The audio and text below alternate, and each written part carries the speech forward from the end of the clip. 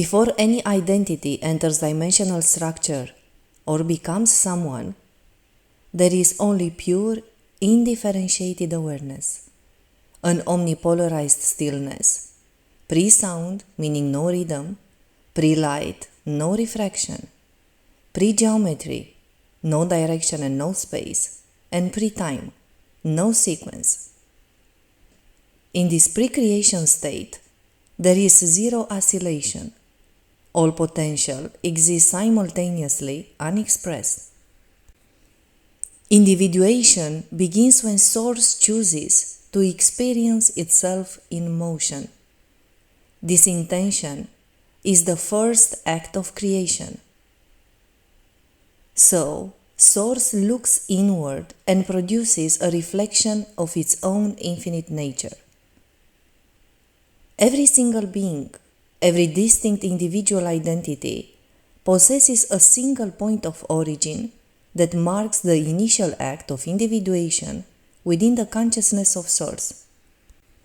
The point of individuation exists beyond the contours of space, time, matter, and dimensional structure, meaning it is outside of the confines of any system and, of course, of any time matrix.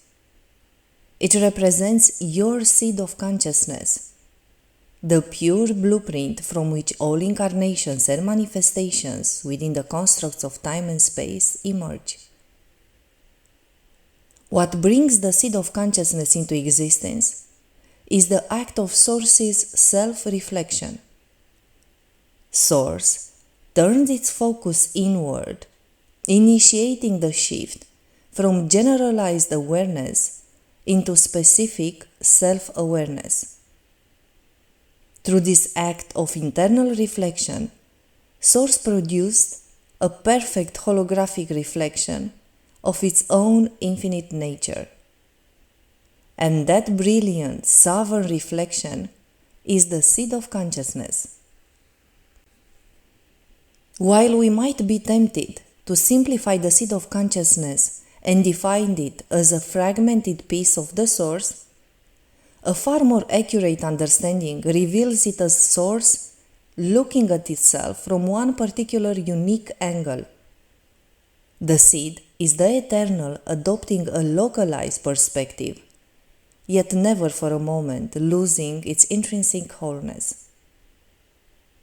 Once formed, the seed of consciousness is encoded with a unique angle of perception, a unique rhythm of sound light, and a unique purpose of exploration, identifiers that shape its journey through manifestation. The unique point of view is the singular perspective through which Source chooses to explore and experience itself, influencing this way the inherent filters and sensitivities of the emerging consciousness. This mechanism fits the beautiful complexity of creation, ensuring that no two identities experience reality identically. The original tone, or the primordial tone, is the seed's original vibrational frequency. This rhythm is unique and fixed, establishing the unchanging basis for the energetic blueprint, which then translates into the specific coding patterns known as fire letters. The original encoding carries also the purpose of exploration, a direction of inherent curiosity, a deep-seated reason for existing that is embedded within the seed's unique sound-light tone. This is far beyond the temporary role or mission, such as a job or a task within a single incarnation. Every seed carries this purpose, which it continuously explores and expresses across universes and dimensions, perpetually driving its journey of exploration and discovery. Despite the act of projection into the realms of space and time, the seed of consciousness maintains a perpetual, unbreakable connection to its origin. It retains the integrity of its original design because it's eternally held within the consciousness of Source. This ensures that the seed's perfection is never compromised, regardless of the experiences, the distortions or challenges encountered within the constructs of manifestation.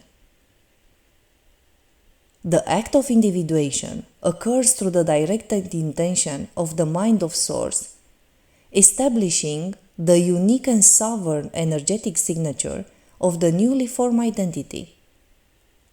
Once the process of individuation is complete, the newly formed identity is ready to begin its epic journey into the manifest dimensions of the time matrix, which is understood to be as a dimensional construct that is itself a direct manifestation of Source and existing within the Source's omnipresence.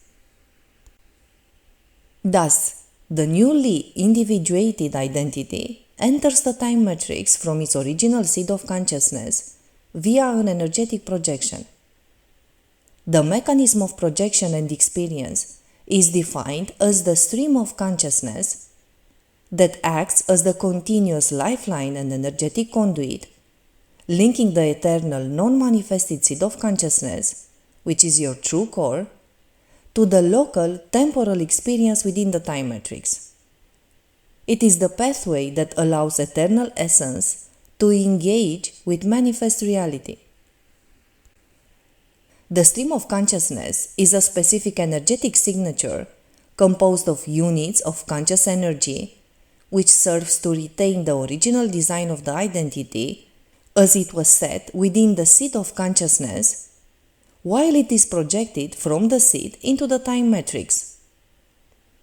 All creation arises from the smallest units of conscious energy from the unified field of Source, through which the intention, frequency, and direction of Source's creative impulse is carried into manifestation.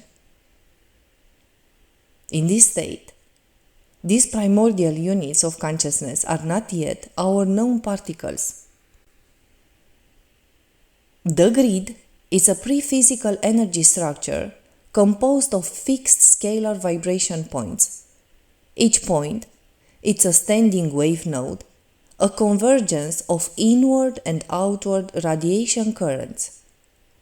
They can be metaphorically seen as a light bulb that turns on and off.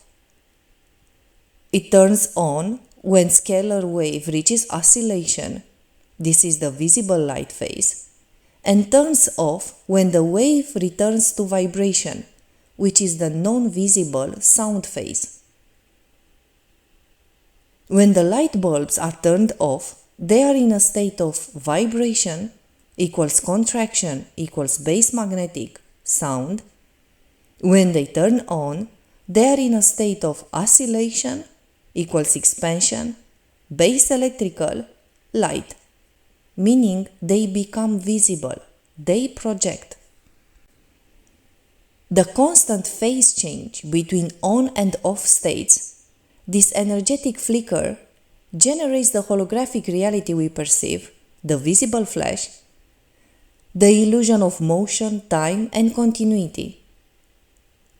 The fundamental units of consciousness undergo a constant rhythmic process that involves a rapid oscillation between a manifest and an unmanifest state, constantly breathing between contraction and expansion, between the sound non-visible state and light visible projected reality. This perpetual flashline sequence creates the pulse, the heartbeat of the entire scalar grid structure. It is this rhythmic movement between being and non-being that generates the continuous energy flow required to sustain all-dimension reality and time itself. Each light bulb or energy node on the grid represents a fixed scalar coordinate held in place by a specific vibrational signature. Each scalar coordinate is unique. These are not spatial positions but frequency addresses. Their fixed nature means that they do not move. Instead, the wave state within them modulates. The light and sound projections of the units of consciousness form coherent interference patterns that generate scalar standing waves. Comparing with conventional electromagnetic waves, a standing wave remains in place and resonates. They oscillate in place. A standing wave pulses at specific frequencies, encoding in this way form and consciousness.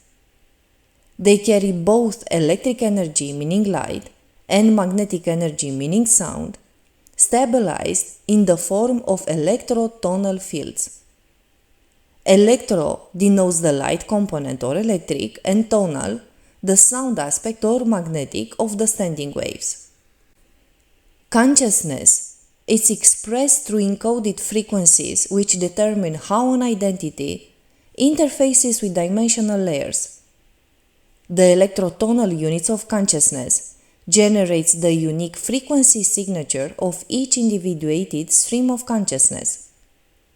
So, standing waves do not travel, do not migrate, do not dissipate, they self-generate.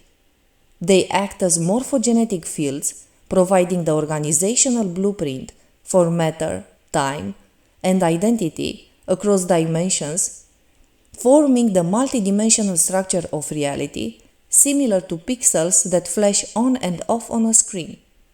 Everything arises from the dynamic of the standing waves. You as a consciousness are not in a location. You are interfaced with a set of fixed vibrational coordinates held in your quantum imprint.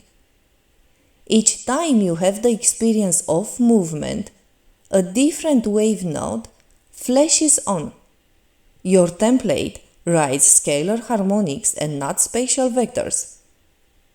What appears to be travel, growth, or time passing is actually a recalibration of your vibrational interface with these fixed grid points. When you move, it's not your physical body or light body structure that moves through time-space. It is your scalar coordinate shifting activation from one fixed grid point to another. This is why time is perceived as linear. It's just scalar light bulbs switching on and off in a harmonically sequenced progression. We can see now why and how the seed of consciousness in fact never enters the time matrix. Only its streams, refractions, and further refractions do. This means you cannot be damaged, you cannot be lost, you cannot fail, you cannot be separated, and you can never descend from divinity because you are eternally anchored in Source. The seed of consciousness is the blueprint of you, and the entire time matrix is a refraction field through which that seed explores itself by projecting multiple versions of you. Standing waves are not static though. They build upon specific fixed vibration of sound, forming composite groupings called fire letters. A fire letter is a self-aware fractal packet of instructions containing one specific sound tone, vibration, one specific light tone, oscillation, and 12 subharmonic phase instructions or vector codes. Each specific arrangement of scalar standing waves form a unique geometric identity, a unique consciousness signature, and a unique functional instruction. Fire letters are conscious pattern of scalar standing waves that impart consciousness with its unique individuated form. They encode identity, memory, dimensional access, perception, manifestation parameters, and the architecture of form. Fire letters function then as the basic fundamental living alphabet of Source's energetic language. These coding units of consciousness further group into more complex, higher-order structures, which can be seen as the words or phrases of this energetic alphabet. So, standing waves self-organize into fire letters, and multiple fire letters form complex geometrical patterns which house the stream of consciousness. In essence, the stream of consciousness It's a fixed beam of conscious light-sound energy composed of the organized structures of fire letters and standing scalar waves that acts as the perpetual conduit through which the creative pulse of the source spirals its consciousness outward from the seed, enabling the translation of eternal non-manifested essence into individuated manifest form. It is the direct link between the eternal self and the temporal experience. When the stream of consciousness projects into dimensionalized existence, refraction begins. The time matrix is a standing wave field composed of 12 dimensions per universe, arranged in a harmonic scale. When the stream of consciousness enters it, something remarkable happens. The fixed beam of the seed's pure light sound energy is bent and filtered by the frequency bands and densities of the dimensional system it enters. The stream of consciousness refracts much like white light entering a prism, producing simultaneously an equal number of identity aspects corresponding to the number of dimensions present in that system, a process which is dictated by the geometry of the time matrix. Every dimensional layer, every prism the stream passes through produces a specific functioning identity that holds the codes necessary to navigate that particular frequency band. Each refraction creates a distinct identity cluster which further refracts into more specialized streams, building up this way the multi-layered structure of the self. Through this mechanism, the original singular stream of consciousness generates the multiple identity stations we commonly reference as the incarnate self, the soul identity, oversoul, avatar, and so forth, extending all the way back to the seed of consciousness. So, the stream projects into the time matrix, and through the process of fractalization, it differentiates as the stream moves through dimensions and continues to refract into multiple soul stations, incarnations, multiple timelines, galaxy-level expressions, and multiple universes. And within each, we have past, future, parallel, and probable selves, timeline probabilities, particle-antiparticle pairs, harmonic versions, monadic clusters expressions, and so on. All of them remain linked by the original seed, the original fire letters, the original frequency tone, the eternal identity core, to your eternal self seated in the seed of consciousness. This principle explains why the act of individuation is not fragmentation of identity and does not produce true separation. Since the seed of consciousness remains the eternal, unmoving core, no part of your essential self has left the source or its origin point. Instead, all experience is facilitated through the mechanism of projection, an energetic extension of consciousness. The stream remains one, the projections are many. Each is you, but exploring a different band of the original fire letters set. Individuation produces differentiated unity. It is multiplicity as a function of exploration. A single eternal identity explores billions of timelines, thousands of incarnations, multiple planets and densities, different universal configurations, all simultaneously. In this way, the stream explores alternate choices, takes divergent paths, experiences multiple outcomes, and expands the self-awareness of the total identity. The eternal self gains knowledge by experiencing itself from many angles at once. You might think you are a being having many lives, or that you are a multidimensional identity simultaneously operating as many beings. From this perspective, individuation is a harmonic shift, a specific angle in the source field, a pattern of oscillation, a unique sound light language, a conscious waveform. We are all a scalar geometry made sentient. What we experience as an I is a configured pattern of fire letters held together by the stream of consciousness emerging from your seed. The seed holds the infinite, the stream activates it, the fire letters format it and give it its structure, the incarnations express it, and the return pulse reintegrates it. Let's continue by exploring why the beam of consciousness remains one, even when fractalized, using the analogy of a flashlight. Think of yourself as being the eternal self, the undivided consciousness of the seed. You are projecting the beam of consciousness in a form of a flashlight. This is the stream. The hands holding the flashlight is the source field. The flashlight produces one coherent light, even if that light passes through different prisms, which may take the form of densities, dimensions, templates, bodies, timelines, matrices, or universes.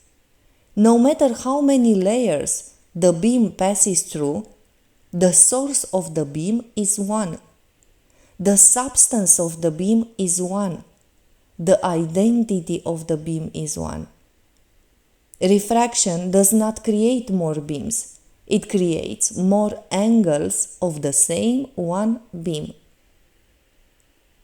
A prism refracts light because it has different refractive indexes, different density, different angles and internal phase relationships. This is what dimensional fields are too. Dimension 1 has a slow phase, so is dense. The second dimension is slightly faster, and so on. Each dimension is just a prism that bends the same original beam. So what looks like many rays is actually one ray expressing through different densities. When one beam enters many prisms, it appears to split in separate identities, in separate selves. But as one white beam becomes many colors when refracted, in the same way, it is one being seen from many angles, phase-shifted expressions of the same consciousness beam. If the flashlight turns off, then the whole spectrum collapses, all colors vanish, and the prisms become irrelevant, because the beam is the existence. The prisms do reflect, but they do not generate the beam. So, when attention returns to source, all selves collapse back into the seed. This is what happens during what we call ascension, monadic reunification, or the return process. For the same reasons, your blueprint can never truly be altered, because the prism can refract your beam, can distort your perception, slow your oscillation, bend your light and create the illusion of separation. But they cannot access the core frequency, the seed signature, the original fire letters, or the geometric identity of your stream, because they exist outside time, outside polarity, outside the time matrix, and beyond dimensional distortion. No prism can change the light itself. It can only alter how the light appears. Just as green cannot change white, it only reveals one angle of what white is. You cannot truly lose part of yourself, because all refractions remain informationally entangled with the beam. All identities remain quantum linked to the seed. All parallel selves remain phase-coupled, and all timelines remain coherent within the stream. From an energetic perspective, we are not calling back lost fragments. We are shifting the angle of perception through which we see our own light. There is no real fragmentation in refraction. Concepts like planetary, stellar, galactic identities, or universal templates can sound intimidating or a little far away from us, but you already contain all expressions because the entire visible spectrum is contained in the white light. They all pre-exist in the seed. We do not have to gain them. We do not have to laboriously create them. We just have to shift our resonance to the corresponding frequency to reveal what is already present within our core design. Just as in the case of the beam of white light passing through a prism. Green appears when the prism allows that frequency to pass through. Blue appears when that particular band is activated within the spectrum. Violet appears when the angle aligns precisely to reflect that color. In a similar way, our multidimensional abilities, awareness and codes are not acquired. They are revealed by adjusting our inner vibrational state to align with the frequency band where those potentials eternally reside.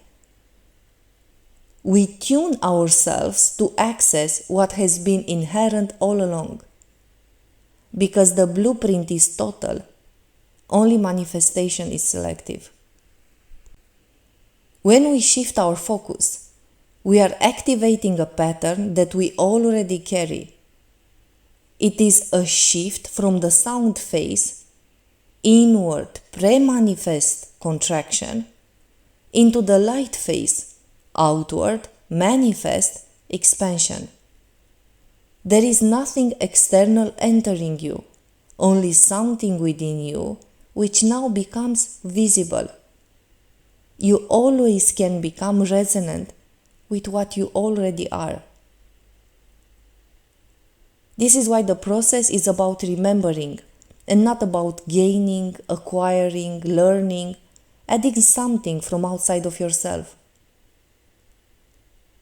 As a conclusion, because we experience reality through the lens of refraction, we mistake the different angles to be different beings, but the beam of consciousness never fragments.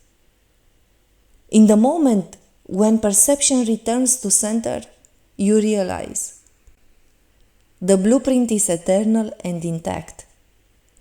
Every identity is just a different angle of your one beam. You have never been separated from any part of yourself, and that every expression, human, stellar, galactic, monadic, already exists within you, and that the longing you might feel is for your own original frequency. We are all returning to the undivided self-awareness, a process of remembering that you are the seed, you are the stream, you are the refractions, you are the entire structure.